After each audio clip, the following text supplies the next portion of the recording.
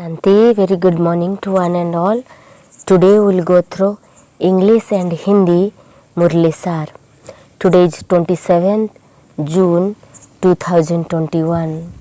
बाबा बोले, मीठे बच्चे, संगम युग पर नंबर 1 पूज्य बनने की अलौकिक विधि।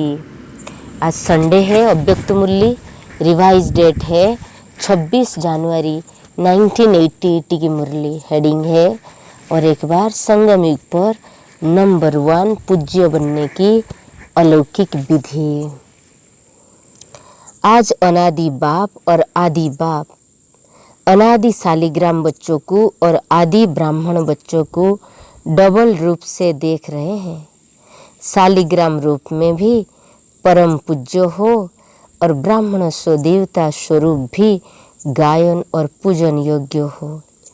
दोनों आदि और अनादि बाप दोनों ही रूप से पूज्य आत्माओं को देख हर्षित हो रहे हैं। अनादि बाप ने आदि पिता सहित अर्थात ब्रह्मा बाप और ब्राह्मण बच्चों को अपने से भी ज़्यादा डबल रूप में पूज्य बनाया है। अनादि बाप की पूजा सिर्फ एक निराकार रूप में होती है, लेकिन ब्रह्मा सहित ब्राह्मण बच्चों की पूजा निराकार साकार दोनों रूप से होती है। तो बाप बच्चों को अपने से ही ज़्यादा डबल रूप से महान बनाते हैं। आप बाप दादा बच्चों की विशेषताओं को देख रहे थे कि हर एक बच्चे की विशेषता अपनी अपनी है। कोई बाप की और सर्व ब्राह्मण आत्माओं की विशेषताओं को जान स्वयं में सर्व विशेषताओं धारण कर श्रेष्ठ अर्थात विशेष आत्मा बन गए हैं।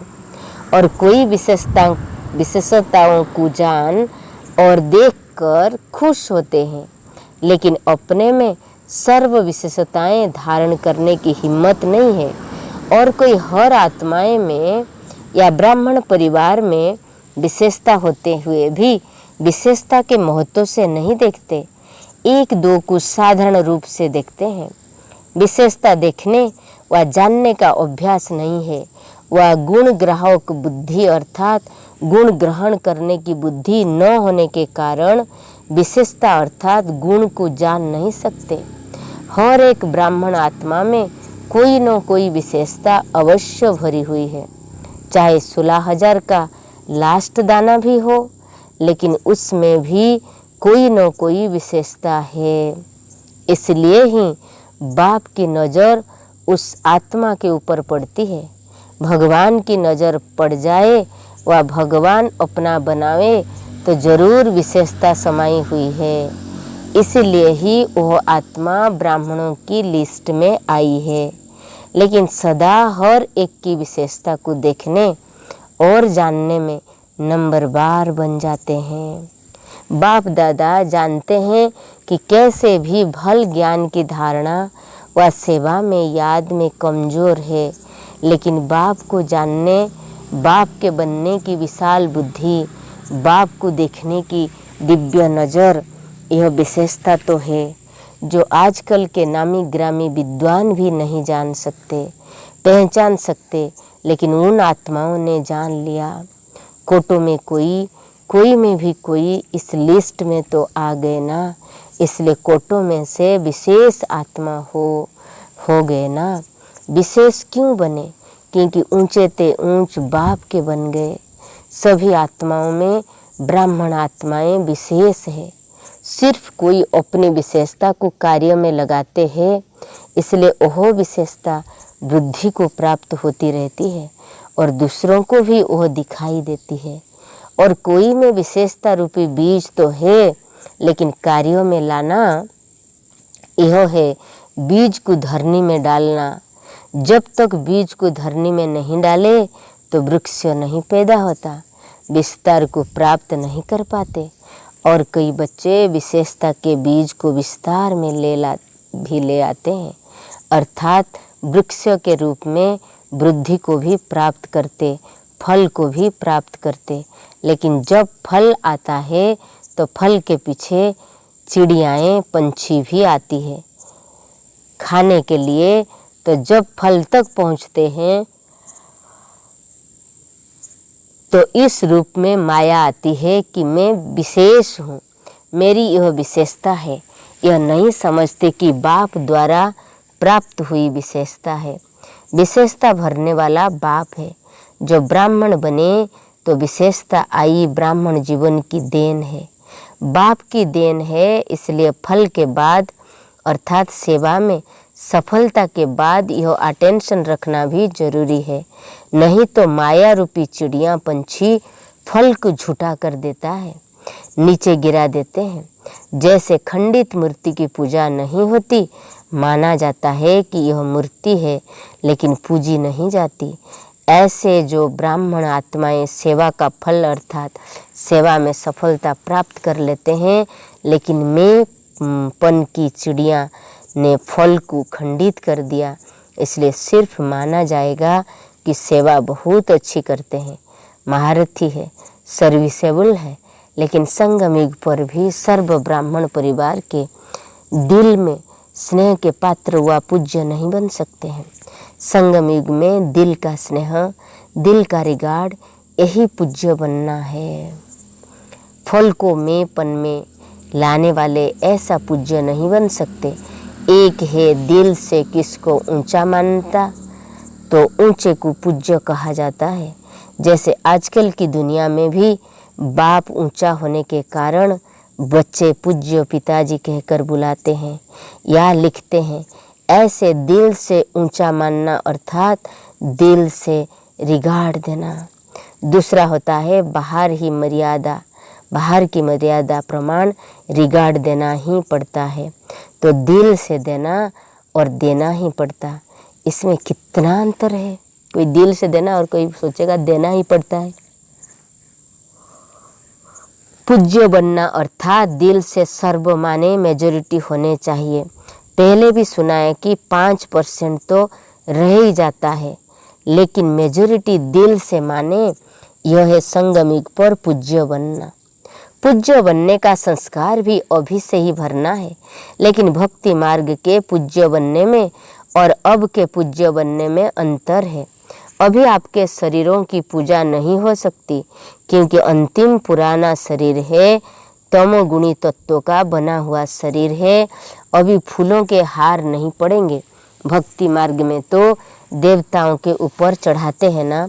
पूज्य की निशानी है धूप जलाना, हार पहनाना, आरती करना, कीर्तन करना, तिलक लगाना। संगम युग पर यह स्थूल विधि नहीं है, लेकिन संगम युग में सदा दिल से उन पूज्य आत्माओं के प्रति सच्चे स्नेह की आरती उतारते रहते हैं। आत्माओं द्वारा सदा कोई न कोई प्राप्ति का कीर्तन करते रहते हैं। सदा उन आत्माओं के प्रति शुभ भावना की धूप व दीपक जगाते रहते हैं। सदा ऐसी आत्माओं को देख स्वयं भी जैसे वह आत्माएं बाप के ऊपर बलिहार गई है, ऐसे अन्य आत्माओं में भी बाप के ऊपर बलिहार जाने का उमंग आता है। तो बाप के ऊपर बलिहार जाने का हार सदा उन आत्माओं को स्वतः ही प्राप्त होता है। ऐसी आत्माएं सदा स्मृति स्वरूप के तिलकधारी होती है। इस अलौकिक विधि से इस समय के पूज्य आत्माएं बनती है। भक्ति मार्ग के पूज्य बनने से श्रेष्ठ पूजा अब की है। जैसे भक्ति मार्ग की पूज्य आत्माओं के 2 घड़ी के संपर्क से अर्थात सिर्फ मूर्ति के सामने जाने से 2 घड़ी के लिए भी शांति, शक्ति, खुशी का अनुभव होता है, ऐसे संगम युगी पूज्य आत्माओं द्वारा अब भी 2 घड़ी, 1 घड़ी भी दृष्टि मिलने से भी खुशी, शांति व उमंग उत्साह की शक्ति अनुभव होती है। ऐसी पूज्य आत्माएं अर्थात नंबर 1 विशेष आत्माएं हैं। सेकेंड और थर्ड तो सुना दिया, उसका विस्तार क्या करेंगे क्या है, तो सब विशेष आत्माओं की लिस्ट में, लेकिन 1, 2, 3 नंबर बार है। लक्ष्य सभी का नंबर बार का होता है। तो ऐसे पूज्य बनो जैसे ब्रह्मा बाप के गुणों के गीत गाते हो ना। यह सब विशेषताएं पूज्य बनने की व नंबर 1 विशेष आत्मा बनने की बातें ब्रह्मा बाप में देखी, सुनी, ना तो जैसे ब्रह्मा साकार आत्मा नंबर 1 संगम युगी पूज्य सो भविष्य में नंबर 1 पूज्य बनते, लक्ष्मी नारायण नंबर 1 पूज्य है ना, ऐसे आप सभी भी ऐसे बन सकते हैं। जैसे बाप के साथ साथ ब्रह्मा बाप की कमाल गाते हैं, ऐसे आप सभी भी सदा ऐसा संकल्प बोल और कर्म करो जो सदा ही कमाल का हो। जब कमाल होगी तो धमाल नहीं होगी, कमाल नहीं करते तो धमाल करते हो। चाहे संकल्प की धमाल करो, चाहे वाणी से करो, संकल्प में भी व्यर्थ तूफान चलता है तो यह भी धमाल है ना। धमाल नहीं लेकिन कमाल करनी है, क्योंकि आदि पिता ब्रह्मा के ब्राह्मण बच्चे सदा ही पूज्य गाए जाते हैं। हाँ, सदा ही पूज्य गाए जाते हैं। अभी लास्ट जन्म में भी देखो तो सभी से ऊंचा वर्ण कौन सा गाया जाता है? ब्राह्मण वर्ण कहते हैं ना। ऊंचा नाम, ऊंचे श्रेष्ठ काम के लिए भी ब्राह्मण की ही बुलाते हैं ना। किसके कल्याण के लिए भी ब्राह्मण को ही बुलाते हैं। तो लास्ट जन्म तक भी ब्राह्मण आत्माओं का ऊंचा नाम, ऊंचा काम प्रसिद्ध है, परंपरा से चल रहा है। सिर्फ नाम से भी काम चला रहे हैं। काम आपका है लेकिन नाम वालों का भी काम चला रहा है। इसे देखो कि बच्चे ब्राह्मण आत्माओं की कितनी महिमा है और कितने महान है। ब्राह्मण नाम भी अविनाशी हो गया ना, कि अविनाशी प्राप्ति वाली जीवन हो गई है। ब्राह्मण जीवन की विशेषता है मेहनत कम, प्राप्ति ज़्यादा। ब्राह्मण जीवन का विशेष लक्ष्य है मेहनत कम, प्राप्ति ज़्यादा। ओके, तो ये बात बाबा बोल रहे कि वो खास उनकी विशेषता। अब लास्ट जन्म में भी ब्राह्मण मेहनत नहीं करते, आराम से खाते रहते हैं। अगर नाम का भी काम करते हैं तो भी भूखे नहीं रह सकते हैं। तो इस समय के ब्राह्मण जीवन की विशेषताओं की अब तक निशानियां देख रहे हो।